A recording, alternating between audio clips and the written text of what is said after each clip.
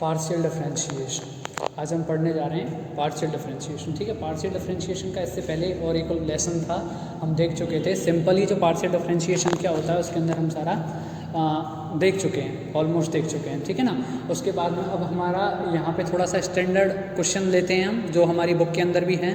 अब वैसे देखें तो ये वाली जो हमारा क्वेश्चन है या ये वाले जो टॉपिक है हमारा पार्शियल डिफरेंशिएशन, आपके दो जगह काम आता है। ठीक है ना, दो जगह आपका काम आता है। एक तो हमारी मैथ की फर्स्ट ईयर मैथ के अंदर बुक है हमारी डिफरेंशियल कैलकुलस करके, उसके थर्ड यूनिट भी हमारी क्या ही है, पार्शियल डिफरेंशिएशन भी है। उसके अंदर भी ऐसे स्टैंडर्ड क्वेश्चन होते हैं, सॉल्व करना होता है। तो एक तो ये वहाँ काम आएगा। दूसरा मैथ के अंदर, दूसरा हमारा मैथ और बायो दोनों के लिए हमारी बुक है एक फिजिकल केमिस्ट्री, जिसके अंदर फर्स्ट जो यूनिट है आपकी वो है मैथमेटिकल केमिस्ट्री करके। तो उसके अंदर कुछ मैथमेटिकल टर्म्स होती हैं, उन्हें समझाया गया है। जैसे पार्शियल डिफरेंशिएशन क्या होता है, परम्यूटेशन क्या होता है, लॉगरिथम क्या होता है, परम्यूटेशन कॉम्बिनेशन क्या होता है, ठीक है, और एक्सपोनेंशियल टर्म्स क्या होती हैं, फंक्शन किसे बोलते हैं, डिफरेंशिएशन, इंटीग्रेशन, इंडेफिनिट इंटीग्रेशन, है ना। ये सारी चीज़ें हमारी किसके अंदर आती हैं, केमिस्ट्री, फिजिकल केमिस्ट्री की फर्स्ट यूनिट मैथमेटिकल केमिस्ट्री के अंदर आती हैं। ठीक है ना। तो ये काफ़ी इंपॉर्टेंट है, दोनों ही, मैथ के लिए भी बायो के लिए भी, दोनों ही ऐसे देख सकते हैं। और दोनों के लिए इंपॉर्टेंट है क्योंकि आगे चल के इससे ही क्वेश्चन आते हैं, फर्स्ट यूनिट से काफ़ी ऐसे ही क्वेश्चन आते हैं। ठीक है ना।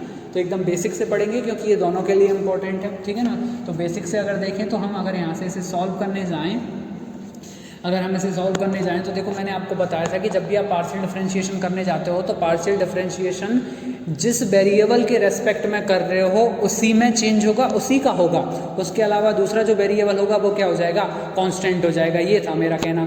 ठीक है ना। तो ऐसे ही हम यहाँ पे करेंगे। इससे पहले हमने जो देखा था वो हम एक टाइप के पार्शियल देखा था, किसका, एक कोटि का। जैसे अगर मैं del y upon del x देखूँ तो ये वाले देखे थे, del z upon del x वाले, इस टाइप के एक कोटि के जो हमारे पार्शियल डिफरेंशिएशन थे वो देखे थे। यानी कि जब आप एक्स के रेस्पेक्ट में आंशिक अवकलन कर रहे हो तो वो एक बार ही कर रहे हो, और जब del z upon del x कर रहे हो तो इसका मतलब जेड का आप एक्स के रेस्पेक्ट में पार्शियल डिफरेंशिएशन कर रहे हो लेकिन एक बार कर रहे हो। तो ये था हमारा कहने का मतलब। यहाँ पे हमें d2u upon del two u upon del x del y ये हमारा दे रखा है और इसे आपको सॉल्व करना होता है। ठीक है ना। जब आप इसे सॉल्व करने जाते हो तो सबसे पहले तो आपको एक द्वितीय कोटि के जो आंशिक अवकलन होते हैं या आंशिक अवकलज होते हैं वो देखने पड़ते हैं। कैसे कि अगर मैं यहाँ पे जैसे मेरा बाई बराबर आपको दे रखा है एक्स स्क्वायर जेड स्क्वायर करके, ठीक है ना, ये दे रखा है। एक बार यदि आप इसका अवकलन करोगे तो del y upon del x के रेस्पेक्ट में पार्शियल डिफरेंशिएशन कर रहे हैं तो देखो क्या होगा, जेड स्क्वायर कांस्टेंट हो जाएगा, ये एज इट इज़ रहेगा। ठीक है ना। और 2x स्क्वायर का कितना हो जाएगा, 2x हो जाएगा। जब आप इसे सॉल्व करोगे तो कितना आ जाएगा, 2x जेड स्क्वायर। ये क्या आ गया हमारा, del y upon del x आ चुका है। ठीक है ना, ये आ चुका है। तो ये तो था हमारा क्या, एक बार अवकलन करने पर, एक बार अवकलन करने पर आपको क्या मिल गया, del y upon del x मिल गया। ठीक है ना। Del y upon del x करने पर आपको ये मिल गया 2x जेड स्क्वायर। ठीक है, ये मिल चुका है आपको। अब इसी का अगर मैं एक बार और अवकलन कर दूं, यानी कि x के रेस्पेक्ट में एक बार आंशिक अवकलन हो गया, एक बार और अवकलन करूं तो यहाँ पे देखो दो बार करेंगे तो कितना हो जाएगा, del two y upon del x two. ऐसे सॉरी, ये तो हमारा यही है, del y upon del x है। यहाँ से अगर मैं देखूँ कि del two y upon del x two आप करते हो, यानी कि दूसरी बार यदि आप आंशिक अवकलन करने जाते हो तो आंशिक अवकलन करने जाओगे तो क्या कर रहे हो, एक्स के रेस्पेक्ट में कर रहे हो। ठीक है, एक्स के रेस्पेक्ट में कर रहे हैं तो दोबारा जेड स्क्वायर क्या रहेगा, वही कांस्टेंट रहेगा। 2 कांस्टेंट है तो 2 z square as it is constant रहेगा।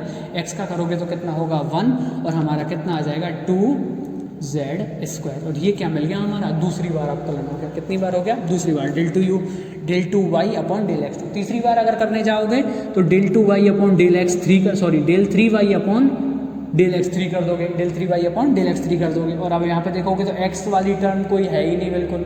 इसके अंदर जब एक्स वाली टर्म बिल्कुल नहीं है तो ये कांस्टेंट है, ये कांस्टेंट है, ओवरऑल पूरा का पूरा कांस्टेंट है।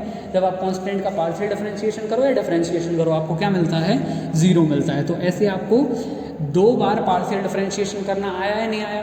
ठीक है, तो ये तो हो गया हमारा क्या, पार्शियल डिफरेंशिएशन करना 2 बार। ठीक है ना। लेकिन अब यहाँ पे अगर आप देखोगे तो सिर्फ हमारा x का ही नहीं किया है। जैसे अगर आप यहाँ पे देखोगे पार्शियल डिफरेंशिएशन एक बार x के रेस्पेक्ट में किया, एक बार y के रेस्पेक्ट में किया, तो क्या ऐसे कर सकते हैं कि हाँ बिल्कुल कर सकते हैं। क्यों नहीं कर सकते? अगर आप यहाँ पे देखोगे तो del y upon del x दे रखा है बराबर में 2x इंटू जेड स्क्वायर, तो यहाँ पे x के रेस्पेक्ट में कर दिया हमने दोबारा, तो कितना मिल जाएगा? 2z स्क्वायर मिल जाएगा, अभी देखा था। लेकिन अब मैं x के रेस्पेक्ट में ना करके इसके अंदर एक और वेरिएबल है z, तो z के रेस्पेक्ट में कर रहा हूँ, तो क्या हो रहा है मेरा डेल टू वाई रहेगा, क्योंकि 2 बार हुआ है तो 2 रहेगा ऊपर। नीचे x के रेस्पेक्ट में हो गया था तो x यहाँ रख दो, अब आगे रखो पीछे रखो कोई फर्क पड़ने वाला नहीं है। और यहाँ क्या रख सकते हो? डेल z, क्योंकि डेल z के रेस्पेक्ट में कर रहे हैं, ठीक है। जब आप इसे करोगे तो कितना हो जाएगा? 2x, अब की बार x z के रेस्पेक्ट में कर रहे हो तो 2 और x ये दोनों कांस्टेंट रहेंगे, और z स्क्वायर का करोगे, z स्क्वायर का करोगे तो 2x तो एज इट इज कांस्टेंट रहेगा, z स्क्वायर का करोगे कितना हो जाएगा? 2z हो जाएगा, और कितना मिल जाएगा? 4xz मिल जाएगा। और ये क्या है हमारा? ये भी द्वितीय कोटि का आंशिक अवकलज है, बस यहाँ पे फर्क क्या है कि ये x का हुआ है और फिर z का हुआ, पहले x का फिर z का, है ना। और अगर मैं यहाँ पे इसी टाइप से अगर del two y upon del x two देखें तो ये भी हमारा द्वितीय कोटि का आंशिक अवकलज है, बस इसमें 2 बार x के सापेक्ष हुआ है, तो बस सापेक्ष जिसके सापेक्ष कर रहे हैं उसका फर्क पड़ रहा है, वरना हो हमारा 2 बार ही रहा है तो द्वितीय कोटि का आंशिक अवकलज कहलाता है। ये आया समझ में यहाँ तक? ठीक है। अब यहाँ तक आने के बाद में आगे हम क्या करेंगे? इस वाले स्टैंडर्ड क्वेश्चन को सॉल्व करेंगे, ठीक है ना। इस वाले अगर स्टैंडर्ड क्वेश्चन को सॉल्व करने जाएँ तो देखो, अब आपके लिए 2 चीज़ें बता देता हूँ मैं। एक तो del two u upon del x del y बराबर del two u upon del y del x होता है, यानी कि आप पहले y के रेस्पेक्ट में करो फिर x के रेस्पेक्ट में कर लो, जो आपको मिलेगा वही मिलेगा क्या, जब आप x के रेस्पेक्ट में कर रहे हो और y के रेस्पेक्ट में। यानी कि आप आंशिक अवकलन करने जा रहे हो, पहले x के सापेक्ष कर दो फिर y के सापेक्ष कर दो, कोई फर्क पड़ने वाला नहीं है, या फिर पहले y के सापेक्ष कर दो फिर x के सापेक्ष कर दो, कोई फर्क पड़ने वाला नहीं है। दोनों में जो आंसर मिलेगा वो क्या होगा? हमारा सेम आंसर होगा, ठीक है। ये है हमारा। तो अब अगर मैं ऐसे सॉल्व करने जाऊँ तो हम देखेंगे कि पहले मैं x के सापेक्ष कर रहा हूँ, ठीक है। x के सापेक्ष यदि करते हो तो क्या होगा हमारा? Del u upon del x, equation number first है। और क्या करोगे? इक्वेशन फर्स्ट का x के सापेक्ष पार्शियल डिफरेंशिएशन करने पर, ठीक है ना। पार्शियल डिफरेंशिएशन यानी कि आंशिक अवकलन करोगे। अब आंशिक अवकलन करने जा रहे हो तो देखो, आंशिक अवकलन यदि करने जा रहे हो तो x के सापेक्ष करो, तो इसके अंदर x है, इसके अंदर भी x है, तो u इंटू वी वाला फॉर्मूला लग जाएगा, है ना। अब यहाँ पे y है और यहाँ पे यहाँ पे y है और यहाँ पे x y दोनों है, तो ये तो कांस्टेंट रहेगा और इसका आंशिक अवकलन होगा, खाली हमें पता है इतना, क्योंकि देखो x का है और यहाँ पे भी x है, तो दोनों x के फंक्शन हो गए, तो u इंटू वी वाला फॉर्मूला लगेगा। क्योंकि डिफरेंशिएशन जब आप करने जाते हो या अवकलन आप जब करते हो तो अवकलन के अंदर जब आपको 2 फंक्शन दे रखे हों सेम वेरिएबल के, तो u इंटू वी वाले फॉर्मूले से करते हो। कैसे? यदि आप डिफरेंशिएशन याद हो तो डी अपॉन डी एक्स आप करते थे u इंटू वी से, तो कैसे होता था कि पहले का अवकलन d u upon d x, दूसरा एज इट इज प्लस अब की बार पहला as it is d v upon d x. ऐसे होता था या नहीं होता था? बिल्कुल ऐसे करते थे। अब यहाँ पे बस किसके सापेक्ष कर रहे हैं? आंशिक अवकलन कर रहे हैं, तो ये डी की जगह कितना हो जाएगा? डेल हो जाएगा। कैसे हो जाएगा? डेल अपॉन डेल एक्स, और ये डेरिवेटिव हमारा क्या हो जाएगा? Del u upon del x, और ये क्या हो जाएगा हमारा? Del v upon del x हो जाएगा। तो सेम फॉर्मूला है, बस डी की जगह कितना हो जाता है? डेल हो जाता है, यानी कि पूर्ण अवकलन का क्या हो जाता है हमारा? आंशिक अवकलन हो जाता है, ठीक है ना। तो ये हुआ हमारा।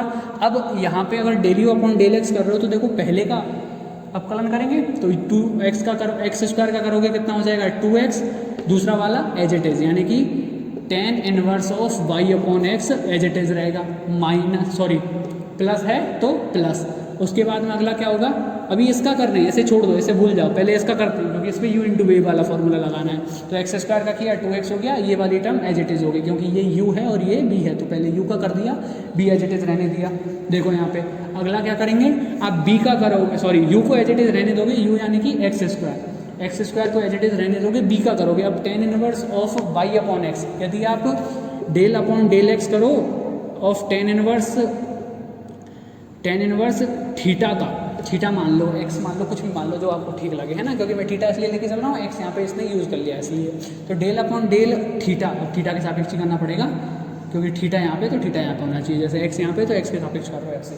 तो del upon del theta of tan inverse यदि आप निकालने जाते हो तो आपका होता है 1 upon 1 plus theta square, 1 upon 1 plus theta square. ये होता है हमारा फॉर्मूला tan इनवर्स के लिए, ठीक है ना। ये हमारा फॉर्मूला किसके लिए होता है? tan इनवर्स के लिए होता है।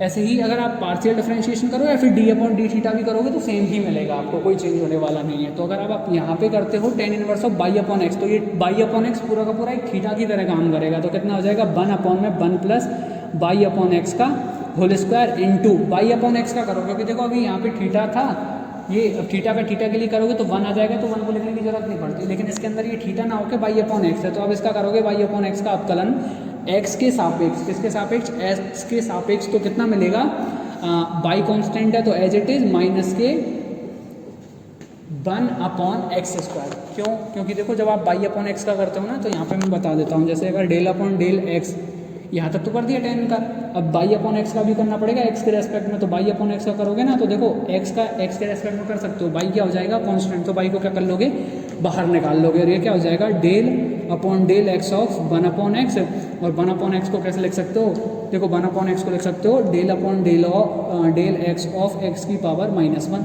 जब x की पावर -1 आपने लिख दिया तो -1 को क्या करो, बाहर निकालो। अब इसका देखो जब डिफरेंशिएशन करते हो तो फॉर्मूला पता है, ये वाली जो पावर है वो बाहर आ जाती है, कैसे, -1, और इस पर क्या हो जाता है x की पावर -1 में एक घात घट जाएगी, तो कितना हो जाएगा -x की पावर -2, और इसे कैसे लिख सकते हो -1 अपॉन एक्स स्क्वायर, यानी कि आपका कितना मिल गया, माइनस के 1 अपॉन एक्स स्क्वायर, और साथ में क्या चल रहा था, बाई मल्टीप्लाई में चल रहा था, तो इनटू में y है, इनटू में y है, यहाँ पे भी y है ना, तो यहाँ पे भी क्या आ जाएगा आपका बाई आ जाएगा, तो क्या आ गया माइनस के बाई अपॉन एक्स स्क्वायर आ गया, आया नहीं आया, तो यहाँ तक करना आना चाहिए हमें,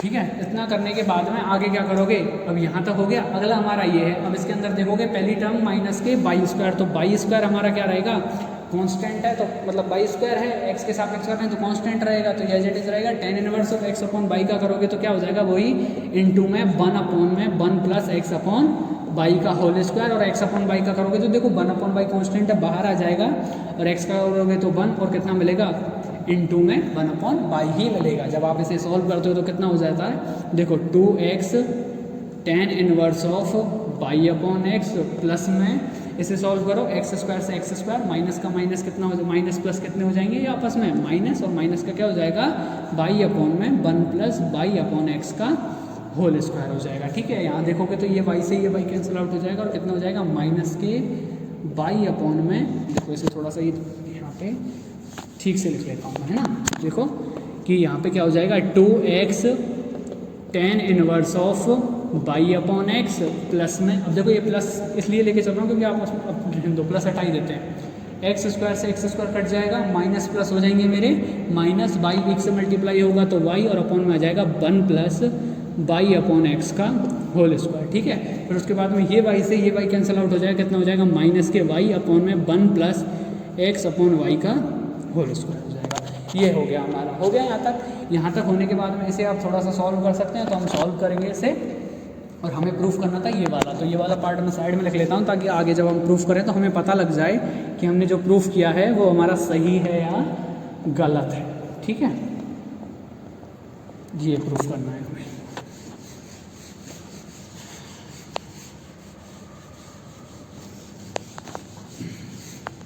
ठीक है। अब अगर आप इसे सॉल्व करोगे तो क्या मिलेगा, यहाँ पे 2x tan inverse of y upon x as it is रहेगा। इसे सॉल्व करो एक बार, इसे सॉल्व कर लो पहले, इसे सॉल्व करोगे तो by square upon x square, और यहाँ पे आ जाएगा मेरा एक्स स्क्वायर, तो कितना हो जाएगा, x square plus y square upon में एक्स स्क्वायर, ऊपर लेके आ जाओ, कितना आ जाएगा, माइनस के बाई एक्स स्क्वायर अपॉन में x square plus y square, ठीक है। यहाँ पे देखोगे तो एक्स स्क्वायर बाई स्क्वायर यहाँ जाएगा, तो by square plus x square upon में बाई स्क्वायर, और ऊपर आ जाएगा तो कितना हो जाएगा, माइनस के बाई क्यूब अपॉन में x square plus y square, ये हो जाएगा हमारा, है ना। ये होगा या नहीं होगा, बाई क्यू हो जाएगा, ठीक है। अब आगे और इसे सॉल्व करने जाओ तो 2x tan inverse of y upon x आ रहा है माइनस में। अब ये देखो इन दोनों में से कॉमन क्या मिल रहा है आपको, माइनस के y upon x square plus y square common मिल रहा है, और अंदर क्या रह गया, यहाँ पे एक्स स्क्वायर, और माइनस में यहाँ पे बाई स्क्वायर, ठीक है ना। तो क्या रह गया, 2x tan inverse of y upon x minus में y into x square minus y square upon में x square plus y square, ये हो गया हमारा। अब ये तो किसकी वैल्यू आई है आपकी, del u upon del x की वैल्यू आई है, लेकिन आपको यहाँ पे किसकी वैल्यू चाहिए, del two u upon del x del y की वैल्यू चाहिए, यानी कि आपको इसके रेस्पेक्ट में भी किसके सापेक्ष और करना पड़ेगा, बाई के सापेक्ष और करना पड़ेगा। किसके सापेक्ष करना पड़ेगा, बाई के सापेक्ष करना पड़ेगा। तो इसका मतलब इक्वेशन फर्स्ट थी, इसे क्या दे देता हूँ, इक्वेशन नंबर सेकंड, और इक्वेशन नंबर सेकंड दोगे तो कैसे लिख सकते हो, इक्वेशन नंबर सेकंड का बाई के सापेक्ष आंशिक अवकलन करने पर, और जब y के सापेक्ष आंशिक अवकलन करने जाओगे तो यहाँ पे del 2u upon del x का क्या हो जाएगा, del 2u upon del y del x। अब चाहो तो आप इसे del y आगे लिख लो, चाहे या del y यहाँ पे लिख लो, कोई फर्क पड़ने वाला नहीं है, दोनों ही सेम है। और अब अगर ऐसे करोगे तो y के सापेक्ष कर रहे हो तो 2x मेरा क्या रहेगा, कांस्टेंट रहेगा। तो एज इट इज़ है tan inverse of y upon x का यदि करने जाते हो तो tan inverse of y upon x का करोगे तो कितना हो जाएगा मेरा, वही एज इट इज़ जैसे किया था हमने वैसे हो जाएगा। फिर यहाँ पे y के सापेक्ष यहाँ y है, यहाँ y है, तो u इंटू v वाला फॉर्मूला यहाँ लग जाएगा। फिर सॉल्व करोगे और पूरा सॉल्व करने के बाद में आपका ये आना चाहिए। तो आप यहाँ तक हम कर चुके हैं। इसके बाद में आपको ये करके देखना है कि ये ऐसा आता है नहीं आता। अगर ऐसा आता तो यहाँ पे इसे सॉल्व करना और सॉल्व करके क्या लेके आना है, ये लेके आना है। यहाँ तक मैंने सॉल्व कर दिया है, यहाँ आपको सॉल्व करना है। ये आपका क्या होगा, एक तरीके से होमवर्क हो जाएगा, ठीक है। अगर नहीं होगा तो अगली वीडियो, जब इसके बाद में नेक्स्ट वीडियो आएगी तो उसमें मैं उसका कंप्लीट सोल्यूशन लेके आऊँगा, ये भी कर दूँगा। मैंने ये यहाँ तक तो कर दिया है, उसके बाद में यहाँ से आगे से और कर लेंगे, ठीक है ना।